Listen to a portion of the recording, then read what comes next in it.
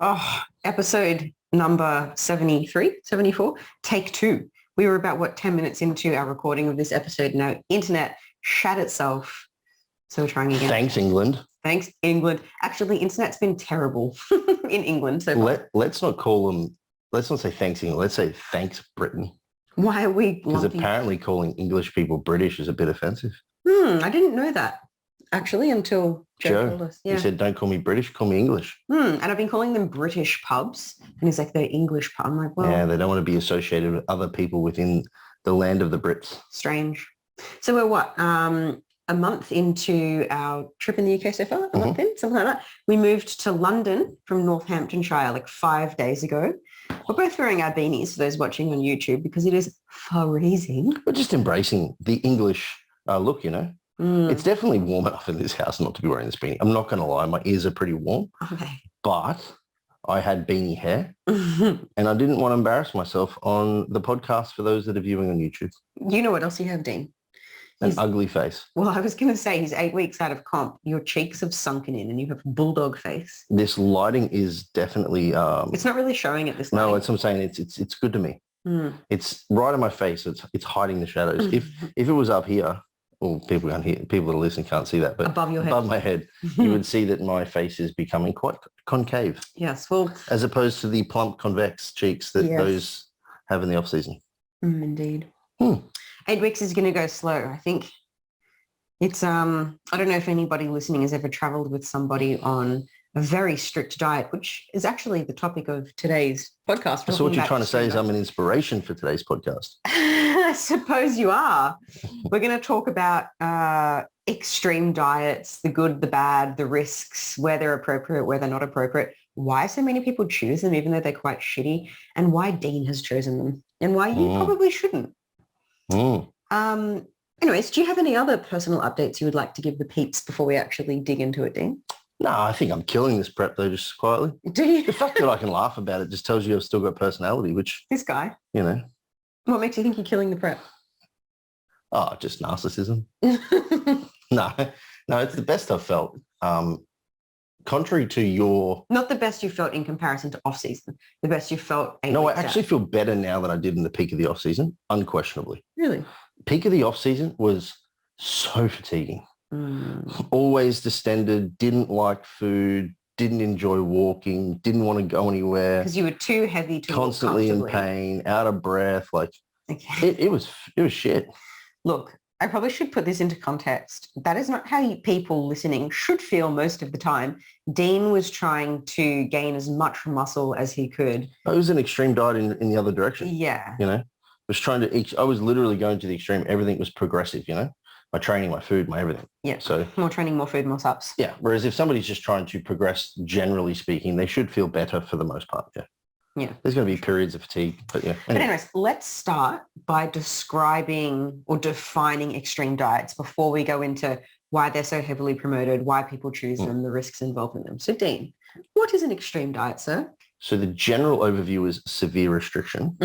The specifics would be severe restriction of either the calories consumed or the types of foods that you can choose to eat from. Okay. That would be my approach. Yeah, and perhaps we could use our maintenance calories, our TDEE, as the benchmark of what extreme is. So for me, at 60 kilos, if I'm to eat 1,200 calories, maybe not too extreme because I'm maintaining my weight on 1,800, 2,000, right? But if Dean eats 1,200 calories, that is extreme because this dude maintains on what, 4,500? Sorry, 4,000, 5,000 calories? Yeah, 4,000 to 4,500. So extreme, if we're talking about calories, will be dependent on what you maintain your weight on. So maybe half of that would be considered extreme if you're only eating 50%. Yeah. Maybe 40 as well. I would say anything that's non-sustainable. Yeah. You know, for an elongated period of time. What's that? Arbitrarily, I want to throw a number at it and say, somewhere that you can't do anything greater than 6 to 8 weeks, you know, because like a 20% deficit, fairly manageable. Maybe we shouldn't use the word sustainable rather than manageable. 30 is getting hard, 40 very difficult, you know, 40 and 50, extreme. We're talking like 2 to 4 week blocks, you know. So as the severity of the deficit increases, the time that you can spend in that deficit decreases And by virtue of those two parameters, we're going to say that's extreme. Yeah. We actually, we're going to shit on extreme diets a little bit. But I should mention that we're not necessarily against them all the time, because Dean's doing an extreme diet right now, and we'll touch on that later. We have put clients in severe deficits in the past, but we only do it for very short periods of time and then we diet break. It's called intermittent dieting, which is in the contrast to continuous dieting. So there's definitely a time and place, and maybe we'll touch a bit more on that later. It's still Broderick Chavez's term, right tool, right job. Yeah. Okay. Yeah. But then you also mentioned, Dean, it could be extreme in the calorie deficit and also extreme in the food type. Yeah. Now, obviously, some people will restrict food types for particular reasons. Like maybe vegans, ethical reasons, religious reasons. Celiacs will remove actual digestive reasons. Not that gluten is a food reasons. Group, but cake is probably a food group. Is it? Yeah. It's a staple. It's for me. It's part of the pyramid. I mean, it looks like a pyramid, really, isn't it? It's actually the pyramid turned on its side. So basically, cake is the food pyramid. It is. And there's carrot cake, which is basically a salad. Oh, carrot cake. Carrot cake. Yeah. So people can be on extreme diets without actually eating fewer calories than they need to maintain weight. Plenty of people eating paleo or keto or clean diets. Carnivore. They can eat in a surplus of the calories they need. They can gain body fat while having a very short list of foods that are approved. You can still definitely eat in a surplus on carnivore. Oh, it's a lot of meat. Yeah, but we're talking like offal meats as well. And most of them are going to choose high-fat cuts because they know they're not going to get them from other things. I'm so freaked out about meat. Yeah. And a lot of people who take up these extreme diets, who only approve, a short list of foods, do it for weight loss reasons, and they don't get the weight loss benefits. They've just had to deal with all the sucky consequences, which is the worst possible situation to be in, isn't it? Yeah, imagine going to all that level of restriction for no return. Oh, man. That sucks. Anyways, why are extreme diets so heavily promoted and so heavily taken up? Well, they're easy to sell and they're kind of sexy to sell. And I think the other thing you and I have discussed in the past for sure is that it almost allows people to remove the ownership. I was going to say blame, but I'd rather say ownership on their food choices of the past, to say, hey, maybe it's not your fault. Maybe it's the sugar. Yeah. So you need to cut out all sugar. Or maybe it's the meat, become vegan. Or maybe it's the gluten, do a gluten-free diet. Yeah. Or maybe because you're not eating to your blood type. Yeah. It helps people disassociate from feeling like they've failed at something and it's not their fault. Yeah. And then they have the answer. And then because an extreme diet, by default of being extreme, is extreme, it then pretty much sets them up for at least calorie success in the short term, which then typically results to some form of physical success, like they lose weight, and they're like, oh, you were right, it was the sugar. It's like, no, it's now that you're just only eating vegetables and meat. Yeah, absolutely. And when we take on a client, Flex Success that is, and we teach them about nutrition, it can be frustrating for the person at first because there's a fair amount to learn, in the sense that it's not like follow these 3 rules and you're good to go. It's like, here, let me teach you the basics of nutrition. And if you wanted all of these options, you can have them, but they come at this cost. But whereas an extreme diet is like, just replace your dinner with this isogenic shake. It's simple. There's nothing to learn. And we ask clients to take ownership, which is a big thing. Yeah, absolutely. And I suppose as well, when you become a carnivore or a vegan, or you join isogenics, you feel like you're part of this community who has their own lingo and this shared experience with other people and a shared belief system. And that can be really tempting as well. Yeah, everyone's sort of pandering to each other's bias. Yeah. Which is great because you're just constantly being uplifted and reminded of all the good things you're doing. You know what? Dean and I, before coming home to record this podcast today, were working in a cafe in London that was attached to a church. And there was lots of churchies coming into the cafe. And I don't know if you noticed, Dean, but everyone was like, hey, haven't seen you in ages. How are you? See you on Sunday.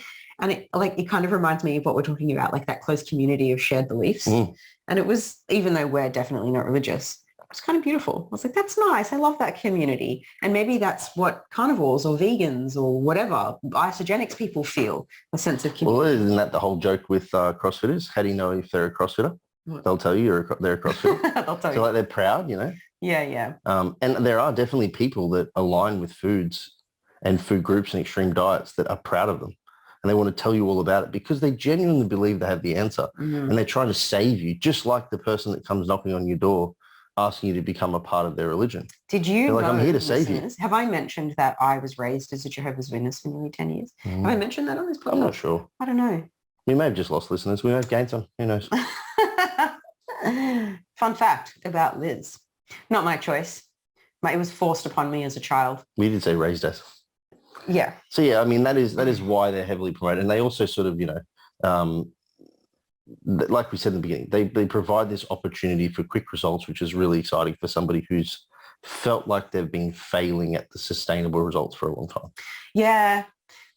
Sometimes people need to get to the point of desperation before they make a change. And if people do get to that point and then they're scrolling Instagram and they see someone promising, 10 kilograms weight loss in 3 weeks, they're probably going to jump on that. And they'll commit. Yeah, and there's a high level of what we call buy-in, which means, I guess, extreme diets can create extremely good results in the short term. Good results on the scales. I was going to say physical results, yeah. Yeah, good physical results in the very short term. And people who are promoting them get before and after pictures. They get testimonials, just after that person's lost the weight, before they've gained it back. We'll talk about the long term in a moment. So when somebody's scrolling Instagram, they see this thing, these big promises, they're looking at the before and after pictures, they see all these great testimonials, they have a lot of confidence in the program, and maybe it's celebrity endorsement or whatever. And so they really do commit because they're super confident that this thing is going to work because it's worked for other people before. But it likely will in the short term. Yeah, and it likely will in the short term. So that's probably why it's so heavily promoted. Coaches who promote them can make heaps of money as well because people want quick results. They don't want to learn this system. They just want, 2 or 3 rules to follow. Or they just want to buy the pill, buy the shake, whatever. You can make a lot of money really quickly. So that's why it's promoted so much. And that's why it's taken up so much. They're all kind of alarming reasons. They are. I mean, when you really sit back and think about it. I like to think that most of the coaches promoting it don't understand the harm that they're doing instead of just looking at the dollar signs, because fuck those guys. Yeah, but imagine if you went into a car sales group and they said to you straight to your face, I'm going to give you this car. It's going to give you the best drive for the next 3 months, and then it's going to shit the bed. But it's the best car you'll drive for the next 3 months. Yeah. How many people will be like, yeah, I'm probably not going to buy that. I want to have a car for 3 years. Or I can give you a car where you're going to have to learn how to drive it a little bit more, but it's going to last you for years and it's really safe and you'll feel great in it. Yeah. You'll be like, ooh, I want the fast one, Some people will still be going for the fast car. I like that analogy. But the reality is that we should probably go for the sedan. It's good. Okay, maybe we should quickly jump to what the risks, because clearly by the way we're talking here, you can see that there are some risks involved. Why do we not love extreme diets for everyone? Major concern for me is the lack of sustainability. Okay, because there's such heavy restrictions, people can't engage with those restrictions for as long as they want to keep their results. Yeah, well, the goal, the thing with an extreme diet is they're always associated with this language of lose X weight in X weeks. It's never change life or it's never, lose some weight and maintain. And it's never there's never this long form forecast of success. Yeah. It's always short, sharp, extremely exciting, sexy. Yeah. Whereas we don't want to have to teach you to lose weight again. No. That's literally failure on a coach's behalf. What we're trying to do with the Better Bodies program that we've recently created and launched is creating sustainable transformations. And that means teaching the participants various different skills, mindset and motivation, hunger and cravings management, habit change and body image management, as well as nutrition, as well as about supplements and recovery. It's important that we learn all of these things because we want people to be able to maintain what they've worked so hard for. And then, on top of that, what we're talking nutrient deficiencies, more than likely from an extreme approach, especially from a food restriction perspective, food type, even calories, because, the fewer calories you have, the fewer opportunity you have to bring in different foods. We could argue that, a macronutrient deficit, so protein, carbs, and fats, doesn't necessarily have to mean a micronutrient deficit. No. You can still eat an abundance of fruits and vegetables. But I mean, if you're on the no sugar kick and you do the no fruit, we're going to start to struggle. So nutrient deficiencies is definitely a big concern with extreme dieting approaches. Well, I mean, if somebody's calories are extremely low, call it 50% of what they're able to eat to maintain weight, we want protein to still be sufficient. And after protein's taken care of, daily fruits and veg, there's not a lot of calories left over for other fibrous foods, for good quality fats. So there likely is to be deficiencies, even if someone is quote unquote eating really well. Yeah, and then I have clients that have extremely well balanced, nutrient dense and diverse diets, and there's still some supplementation required to fill the voids, like a vitamin D, for example, or which most people typically in Western diets, like calcium's another one, or whatever it may be, magnesium. So like these are things that people still. And then if you went and took their calories away, it gets even harder again. Yeah, absolutely. Yeah. Another one, what did we mention so far? Nutrient deficiencies. Yeah. Did we mention anything else? No, lack of sustainability. Lack of sustainability. There's also a huge increased risk of disordered eating or eating disorders, which are different things, but there's a lot of overlap there. Two of the really common ones are binge eating, because when we are heavily restricted, we are only human, and eventually if a craving gets the better of us, we think to ourselves, I shouldn't be eating this. This is the one and only time I'm going to allow myself to do it. And so we fall into what's called the forbidden food effect. And we consume these quote unquote forbidden foods and we binge on them. And we feel shame and guilt. We feel like a failure. And what we do in order to, damage control from there, I suppose, is we heavily restrict even further, because we think, oh no, I've overeaten. Now I'm going to undereat. And restriction was the reason you binged in the first place. So we enter this restriction, binge, shame cycle. Restriction, binge, shame cycle. Yeah, that's scary. It is scary. Orthorexia is another one. That's essentially somebody's obsession with only eating good or clean foods, and also a lot of anxiety around the harm caused if you're to eat bad or unhealthy food. It can also come with feelings of superiority. Or you can even attach yourself to these food groups. If I eat good food, I am good, I am worthy, I am lovable. If I eat bad food, I'm a piece of shit. Or people who eat bad food are pieces of shit. That is very disordered thinking around food. And it can also lead to not necessarily just orthorexia, but extreme diets and orthorexia too.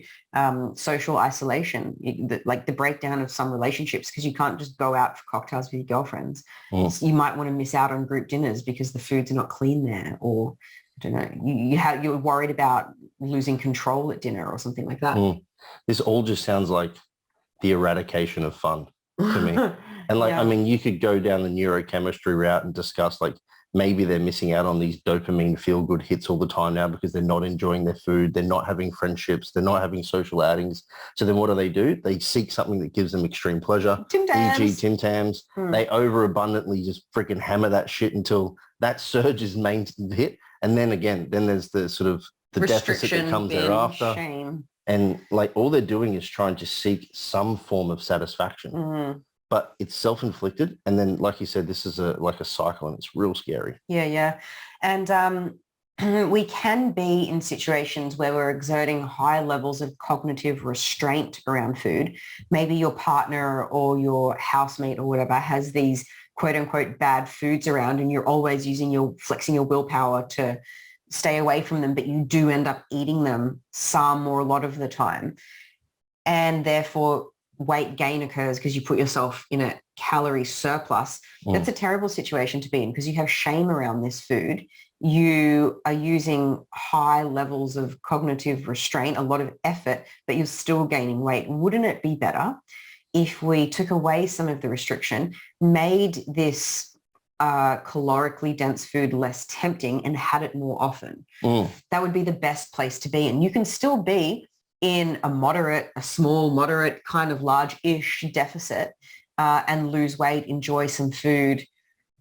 And wouldn't we rather that than give ourselves an eating disorder? Yeah, and this is the part of this, creating the sustainable transformation aspect of the Better Bodies that we've really, really focused on, in that we're talking about behavior and habit change and all that kind of stuff. Because, I mean, we're going to talk about me as an example, as an extreme dieter currently in the contest preparation for a bodybuilding show. But I mean, in this house here, we have Tim Tams.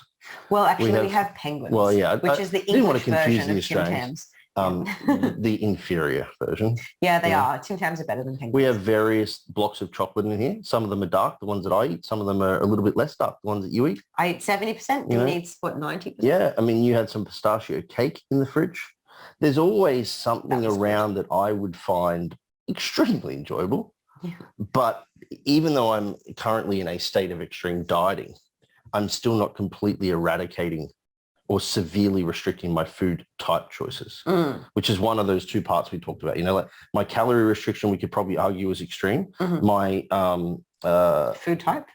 No, my requirements to be extremely accurate in my eating is definitely extreme. Right, you have to weigh everything. But my food types are actually fairly good. Well, you choose not to be too flexible with your food types, right? Because of the hedonic staircase of dieting. And because I've written myself a diet that I find palatable enough that I really enjoy, but not so palatable that I want to continue to eat more of it. It's kind of like this triggering. Yeah, like, I have a particular dark chocolate that I quite like. And then when I walk past the aisle in the supermarket, I'm like, ooh, maybe I'll get this dark chocolate. But then I think, do I need to create more flavor? No. Yeah. Am I happy with what I consume? Yes. Don't do that to yourself. Yeah. But we'll probably get to me later on. Well, yeah, let's talk about why it's okay that you're doing an extreme diet right now. Because it's a short-lived diet designed to get me a very particular extreme body composition goal that I have no intention of maintaining afterwards. No, so Dean's hopping on a bodybuilding stage. He's going to get as lean as he physically can without dying for a day. Well, actually, you're doing 2 shows, which are very close together. And we're sitting on this couch because of it, because my bum hurts because there's no fat left on it. We can no longer sit on hard seats to do podcasts. No, poor Dean. It's all right. I have enough butt fat for the both of us. It's all good. So if Dean was wanting to maintain his level of body fat, well, firstly, you just wouldn't maintain that low because it's super unhealthy and your life would be unenjoyable. But, you wouldn't be going about it the way that you're going about it because you can't maintain the habits. No, I'm dialing up the extremity on everything, right? Like my food accuracy is extreme. My food type control is extreme to a certain extent. My calorie restriction is extreme. My attention to output is extreme. My attention to performance in the gym is extreme. Even my attention to ensuring I get sleep and I'm sufficiently hydrated is extreme. Yeah. Every aspect that goes into managing the energy balance equation of what I eat versus what I burn is extreme. There's no way somebody can maintain that forever. There's no way. No. No. Not to have a life. Like, I'd definitely lose you. I wouldn't stick around. I wouldn't want you to. No. This isn't a life for a partner. Unless, of course, they are boring. I don't want to offend people's partners that enjoy it. No, I say that obviously with a bias because Liz and I are foodies and adventurers and we like to get out and about and check things. And Liz is very spontaneous. So, like, it would be a poor choice on our behalf as a couple to try and live this lifestyle forever. Yeah, but like it's not so dichotomous. Like we have to choose between being in shape and doing something extreme and having a fun life and being out of shape. That's not what we're saying. I consider myself in shape 52 weeks of the year, but I'm just not extremely lean. I am a healthy body fat, maybe like 16%, something like that. I don't know. And I do that by, yes, I can be spontaneous, but if we end up at a cafe, I'm going to get grilled chicken instead of fried chicken and I'll just get it in a bowl without the bun, sauce on the side. I'll just make adjustments. I will plan ahead. I'll bring my food sometimes, but if it's inappropriate to bring food like a group dinner, I'll just make the best choice that I can when I'm there. There's a lot of gray area that we can exist within without being extreme and choosing between what Dean's doing and being out of shape. Yeah. But to tidy up, I suppose, this discussion around like when is an extreme diet okay? One, when it has a very specific outcome that requires the extremeness to be put in play, e.g. a bodybuilding show. Yeah. 2, with informed consent, super important, which I think is what a lot of people miss out on. Yeah. So I know exactly what I'm getting into. You know that you're going to put the weight back on after. Yeah. I know that this is a very goal-driven set of behaviors. I know that at the end of that, I'm going to put weight back on. You also know that as my partner, so you can, tolerate the severity of the extremity. There's light at the end of the tunnel. there's informed consent. I know exactly what's happening beforehand. A lot of the problem is when people enter these extreme approaches with their blinkers on because all they see is weight loss as the goal, is they don't have informed consent. They're not really aware of how severe it's going to be, and they have no foresight into how to get out of it. Yeah. So as a coach, we comply by the principle of do no harm. If a client comes to us and says, hey, I want to lose 10 kilos, the quickest, easiest way for us to do that is be like, cool, follow these rules. You can never eat out. You'll have to eat at exactly these times, exactly these foods. Their relationships will probably suffer. They'll be hungry all the time. Their health might suffer. We will create a lot of harm in the process of getting them to their goal. And so what we want to do is help them get to their goal without creating harm in the process, without, them developing an eating disorder. Or losing friends, family. Yeah, social isolation, all of that stuff. If there are some necessary harms involved, like they need to make particular sacrifices, there's what Dean mentioned, which is informed consent. We'll say to them, great, you can lose these 10 kilos before your friend's wedding, a short time frame, for example, but it will come with these sacrifices. Do you accept that? We've done no harm. If any harm has to be done, we've got their consent. Yep. And we're also trying to minimize the harm as much as possible regardless. Yeah. Always. Yeah. I think the awareness of what you're getting into is massive, both in the success rate of the extreme diet, in that you know exactly what you're doing. You can do that for a short period of time. Bang, done. Successful dieting phase. But also in the exit out. Whereas if you don't have that moment before you start the extreme approach to say, I'm aware of what I'm getting myself into. I'm aware that when I get to that point, there needs to be change, but that change can't be just going back to what I did previously. Because then you'll have the body that then you'll just return back to normal. Yeah. And I think we were going to talk about that cycle of how these typically work too, is then you have at least some framework set up to provide you at least the opportunity to then create sustainable transformations. Not that we're saying that you should do an extreme diet before the diet phase always. You shouldn't start that way. But should you need it for a particular event or a particular thing, you at least can do it knowing what's going on. Yeah. One thing we recommend we have various methods that we use with our clients. One of the methods for people that don't necessarily require a high level of accuracy with their calorie intake, close enough is good enough for a lot of people, is something called the foundation diet. And that is where they set up the foundations of their diet with non-starchy vegetables. And we use the hand guide from Precision Nutrition. A scooped hand is a serve of veggies. A serve of protein, which is about the thickness and size of your palm. If you're a bigger person, you require more protein. You'll have a bigger palm, so it kind of works out. And from there, we'll add a carb, which is, vegetables is a fist size. Carbs is a scooped palm. Protein is the size and thickness of your palm, and fats is about a thumb size of fats. So that could look like so many different things. That could look like a wrap, a stir fry. Give me some examples, like pasta with lots of veg in the sauce. In some form of sandwich. It could just be a salad with potatoes mixed into it. Yeah, and you don't have to add the carb. You don't have to add the fat. It's an option. We definitely would want people to add at least the non-starchy veg, the fruit, and the protein. Yeah. But maybe we could say sometimes the other ones are optional. Snacks as a fruit. Yeah. So if anyone was going to engage in an extreme diet, either because you needed, we don't recommend most people do this, but if you need the weight off really quickly, you could go on some sort of extreme diet, definitely extreme in the calories, not the food restriction. Yeah. And then go to something like the foundation diet thereafter, because we know that extreme isn't sustainable, and going back to old habits will get you your old body back. So you would want to go with something like extreme diet, foundation diet, and then there's some modifications to the foundation diet, like adding in, 200, 300 calories a day for you to use at your discretion, a glass of wine, some chocolate, a bit of ice cream, something like that. Yeah. And how many discretionary calories you have per day will depend on how many calories are remaining after the foundation diet. ends and where your maintenance calories are. So that's different for everyone. But, 200 to 300 a day is about a ballpark. Yeah. And there would also be the opportunity for individuals in that phase to potentially consider learning how to track macros too. That's always really helpful, because often we go through phases during the month or during the year, or emotional phases where we feel hungry and we want to eat more. And knowing what foods are high and low in energy density can help us identify what foods we can eat more of without totally screwing the calorie budget. And macro tracking is an awesome tool to figure out what foods keep us full for fewer calories, what foods are triggering, what foods aren't worth it. It can be such an awesome learning process. We just don't want to feel like we have to rely on it forever.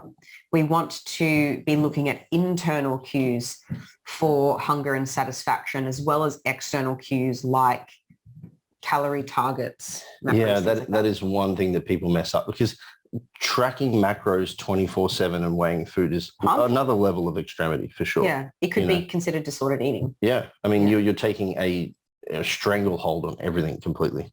And what Liz mentioned just quickly then is these internal cues, is that a lot of individuals who track macros often start to almost remove their natural ability to determine when they're actually satisfied, full, hungry. It's called introspection. Yeah, because they're just eating to numbers. I'm even in the, for me in the off season, I need the numbers, because my introspection is to basically say, stop eating because I'm full. Yeah, Dean has to eat past his feelings of fullness because he's trying to gain weight above what his body's comfortable sitting at. Yeah. Somebody trying to lose weight might not want to listen to their hunger cues because they need to eat less than their body's telling them to. Yeah, the converse. Yeah, exactly. The inverse of that, is the other way. You just eat till you're full and you never ever be in a deficit. But what you also mentioned, which is fantastic, is part of that learning curve of macro tracking concept, is that you start to be able to find foods that are either high or low in energy density or high or low in palatability.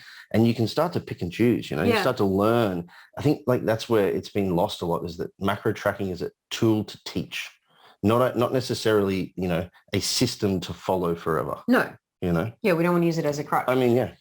And that can be really helpful, because if I don't want to be hungry all the time, which I definitely don't, and Dean doesn't want to be stuffed all the time when he's trying to maintain a higher body weight, I would be better off choosing something like mashed pumpkin as my carb for dinner.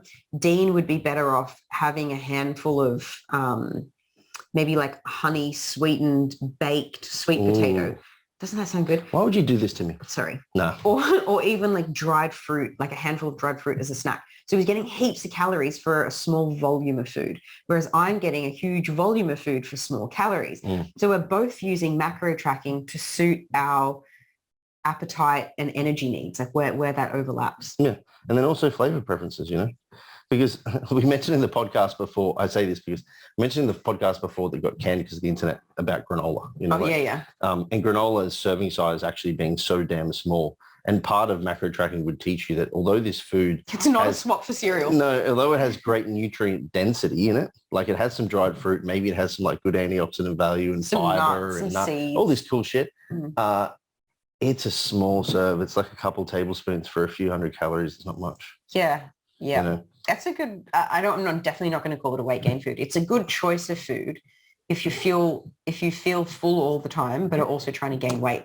Because I put it in my weight gain guys yogurt bowls all the time. Yeah. We don't want to encourage the idea that some foods are weight gain foods and some foods are weight loss foods, but perhaps we want to encourage the idea that some foods are more appropriate during a weight gain phase and some foods are more appropriate during the weight loss phase. Yeah. I wouldn't personally eat granola if I'm trying to lose weight, because I can't fit, I can eat about 1,500 calories if I'm trying to lose weight. I can't fit a lot of food in 1,500 calories. Yeah.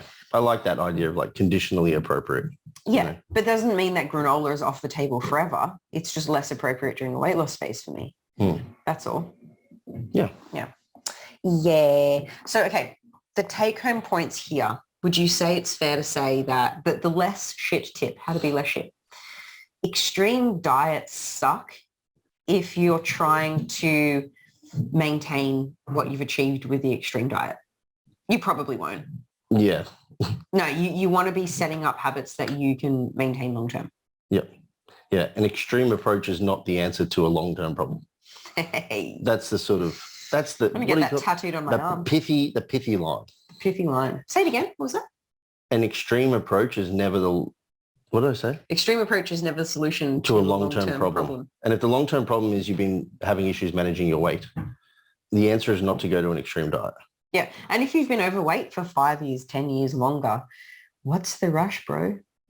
Yeah, that's the other thing too, right? Is like small changes done consistently make massive changes long-term, you know? Yeah, you can lose like a seriously good amount of weight if you are consistent over 6 months, 12 months, 1.5 years. How impressive is that? Like you don't need to necessarily lose it overnight. You know, even if we took like work, like even if we said like, hey, what's the minimum we'd say is like successful weight loss? 100 grams a week, right? Well, it's pretty low. Call it a percentage of body weight, 0.5% of body weight per week. Yeah. So like an average human in Australia, around the world, 80 to 100 kilos. I think the average would be like 70 to 80. There's lots of Asians in the world, and Asians are typically smaller people. Yeah. So even if I say if it's 70, you know, and they lose that 0.5%, we're 350 grams a week is 0.5%. Yeah. Which is still 15 kilos a year. Fuck. And if they can maintain 15 kilos a year, they are... Well, now they're 55 kilos and underweight. yeah. So like, we're talking like less than 12 months worth of work. And the cool thing too about not going the extreme approach is you can take the behavior approach, you know. And what I mean by that is like, instead of it being just all about restriction, it's all about trying to find behaviors that set you up for the opportunity for success, you know. The reason why I don't go for the chocolate that you have is because I have behaviors set up for success. I'm not having to, like you said, flex my willpower anymore, because it's not about willpower for me. It's about, you know, habits. Me as an individual seeing myself, I am an athlete who does X for this reason. You know? Identity. Yeah. I like it. Yeah. Well, I hope you guys have found value in this episode. But if you haven't, we're about to rock your socks with some funny shit. Are we? But before we do that, shall I mention that if you found value in this and you do want to learn about macro tracking or be supported further, I have developed a macro tracking mini course, which you can find off our website. It's just 16 short video lessons that teaches you everything you need to know to track with ease and accuracy, because it's not enough to get out MyFitnessPal and punch in like white bread, 1 banana. The searchable database in MyFitnessPal will give you 20 different options for banana, 5 of which may be correct, but how do you know which one is correct? Yeah, it's about as accurate as the line I've heard from somebody saying, you should see the size of my tablespoon when I go to the shops when I'm hungry versus when I go when I'm full. Right, exactly. Like 1 tablespoon of peanut butter. What is that? Like, is it heaped? Is it flat? Yeah. So anyways, it teaches you how to track macros when you eat out. What about alcohol? All sorts of things. But if you wanted to be supported in different ways, like learning about mindset and motivation, hunger and cravings management. Being a part of a community. Yeah, we have the Better Bodies program. You can join it at any time. It'll take about 12 weeks to get through. We have live calls. You will love it. It's on-demand video lessons, so you can listen to the lessons at a time that suits you, and you have access to all the flex coaches. You can ask questions on the video lessons. Yep. And then there's also the opportunity to stay on in that too for being a part of the live calls. 12 weeks. Yep. Yeah. Once you get through the content, you can keep the content if you want to stay on board, and then you can be a part of the calls. It's awesome. Check it out from our website. Better Bodies, whatever that means to you. Yeah. Something worth sharing? Something that you'd be going? Yeah. I went for a walk this morning by myself instead of with you. Yes. Not because I don't have a choice. It's just the way it worked out. Usually Liz and I go for a walk in the morning together. But I was back on the Freakonomics podcast. Oh, yeah? And I thought it'd be nice just to share something that's non-fitness related, but is a great podcast. Okay. As somebody who previously would have said economics is boring and I don't know anything about it, nor do I want to read about it, having then read the books that you had, Freakonomics and Super Freakonomics. What's the other one? There's 3, right? There's Freakonomics, Super Freakonomics, and Think Like a Freak. Think Like a Freak. All equally as awesome. Yeah, check that podcast out. It's done differently to most podcasts. It's super cool. The host also has a sister podcast called No Bad Questions, No Dumb Questions, something like that. Stephen Dubner. Yeah, it's great. Yeah, it's awesome. So that would be my something you want to share. Can I share something too then? For sure. I'm currently reading a book right now called Against Empathy. And it is arguing that empathy as a guide for moral decision making is overrated and can sometimes lead us to making morally the wrong decision. This is why psychopaths are typically CEOs. So I did read this book, which I also love, called The Wisdom of Psychopaths, that did speak about, the benefits of being a psychopath, because You're usually calm under pressure, can make cutthroat decisions without feeling bad, blah, blah, blah, which is why there's a higher percentage of psychopaths in positions of power, like CEOs, presidents, than lawyers, policemen, than like nurses, for example. But this book is kind of in contrast to that. It's I don't know. I need to sit on it before I make a decision here about what I'm really thinking. But it talks about that, psychopaths don't necessarily lack empathy. It's not that they can't feel what the other person's feeling. It's that they just don't care. It's not that they lack empathy, which is what the Wisdom of Psychopaths was arguing. It's that they lack compassion. And actually a good psychopath can put themselves in another person's shoes. One of the, determining factors or characteristics of a psychopath is that they can read people so well. They can tell who's fearful, who's confident, who a good victim might be. And they do that through actually having high levels of empathy, but low levels of compassion. Oh, that's brutal. Yeah. So I haven't actually said this out aloud yet. So that might have come out as a bit of a muddle, but no, that was very clear and also quite concerning.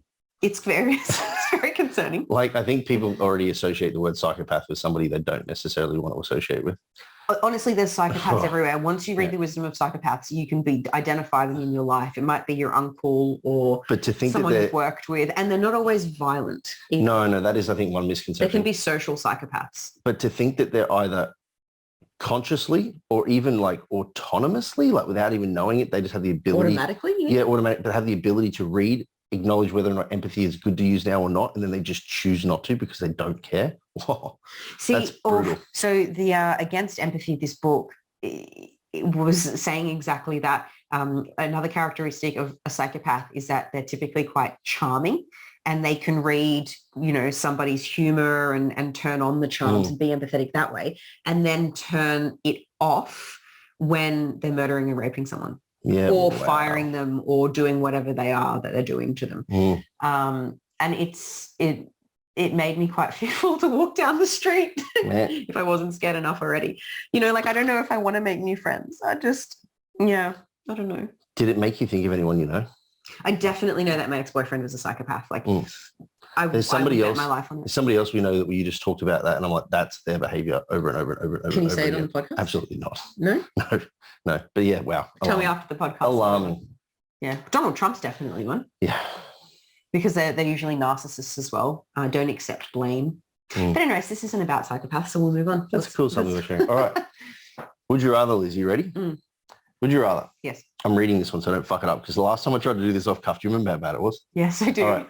Only be able to wipe 4 times post-poo for 6 months. Okay. Or dribble about 20 mils of pee post-peeing every time for 12 months. Like when I pull my pants up after a pee, I dribble another 20 mils into my underwear. Yep, for 12 months every time you pee. 20 mils is quite a lot. Yeah, or you only get 4 wipes regardless. Can I use water on the wipes? 4 wipes of any description. Like you can dab with the water in the paper if you want. Look up Bristol stool chart, guys. Bristol stool 3 is where I'm at most of the time. I think I have very healthy poos, and 4 wipes is sufficient for me. Oh, but what about that one time you don't? Well, if I can use water, I feel like I wouldn't even need 4. I do so many ghost poos. I don't even know if water would make it better or worse. I think it would make it better. But you might tear the paper, and then you're going to have like weird paper bum. Look, see, as a girl, you're lucky you don't have hair in your bum. The water to a paper toilet is not good for a dude with hair there. You end up tearing that paper. Okay, I'm just going with 4 wipes is my choice. All right. And look, if anybody. So I can't call you dribble pants anymore. No, that's a lot. Like 20 mils every time I pee. I pee a lot. I nearly made it 30, and then I thought of a shot glass, and I thought, well, that's very wet undies. So I went with 20. I backed it off 20, but I didn't want to go all the way to 10 because I thought it wasn't sufficient enough to offset the potential poo pants. 4 wipes is where I'm at. All right. If you listen to this podcast, take a screenshot, share it. Tell us what you'd go for. 20 mils? Only 4 wipes. Only 4 wipes. wipes no matter what. So if you got diarrhea, you get 4 goes at it. And it's not a back front swipe, it's a single wipe. Or would you just go for the dribble? Okay. Should we drop it to 10 mil? I I think 10 mil. 10 mil. I think no one's going to choose Okay. 20 mils A 10 mil post-pee dribble in your panties. Okay. I just want to So say you go 4 wipes or 10 mils? panties is a shit word, eh? Take a screenshot, tag Flex, tag your answer. 4 wipes, 10 mils. What do you think people are going to go for? I'm still choosing 4 wipes over 10 mils, by the way. I'd go 10 mil. Yeah? Yeah. Because you're a healthy pooper too? No, I said I'd go 10 mil. Oh, sorry. Other way around. Would you? Yeah. Oof. 4 makes me nervous. But how many pees do you do? I reckon I pee like 10 times a day. Oh, shit. If I did it right now, I'd be fucked. That's 100 I mils. pee every 2 hours at night time. Yeah. That's... Which is a symptom of Dean's extreme diet. Yeah. See, it's not good. It messes your sleep up, everything. Yeah. Yeah, look, 4 just makes me very nervous and I don't want to have a pooey bum. And men will back me up on this. With an external gland, it typically has a little bit of extra left in it after you're done peeing. We're talking about the butthole? No, we're talking about the penis. Oh, I hope you don't have an external butthole. Exactly. Yeah. I don't have a prolapse anus. There's always sometimes a little bit there. So you got to be a bit cautious. You got to take your time, make sure it's all out, give it a good siphon. I feel like you really thought about this. And men will, I mean, shit, I get checking photos from guys a lot and there's often a dribble. Is there? Yeah. How embarrassing. This is why you shouldn't wear grey underwear, man. Put an emoji of your Alex dick. Connors, stop wearing grey underwear in the fucking gym. Why? No one wants to see your helmet. But is Alex walking around the gym in his underwear? No, but he'll pose in them. And any guy that is a client of mine, don't send me pictures in grey undies. I don't want to see the outline of your penis. Do you say anything to him? Absolutely. I tell them all the time. Do you? And they still do it? I have a no grey undie rule. Yeah. It's a shit colour. That's so funny. Anyway. On that note, guys, thank you for listening. Please like, subscribe, share with your friends. I don't know, comment. Give us 6 out of 5 stars. 6 out of 5 stars, nothing below. Yeah, all that good stuff. We appreciate the support. Thank you for listening. And if you have any questions, as always, just reach out to us. Yeah, we will be in England for another 3 months. So you will be hearing from our beanied heads for a little while longer. And I'm progressively just going to get more dick-like. Skin, that is. No, as a personality. Your attitude more dick-like? All of it. Or I'm going to become as lean as a penis? I'm becoming a penis, guys. Is that your goal? Yeah. And what's your beard, the pubic hair? Oh, yeah, Jesus. Beard stays. That's funny. All right. Unless you are the leanness of a dick, it's not been a successful cut. Team translucent skin. Yeah. All right. Until the next one. Peace.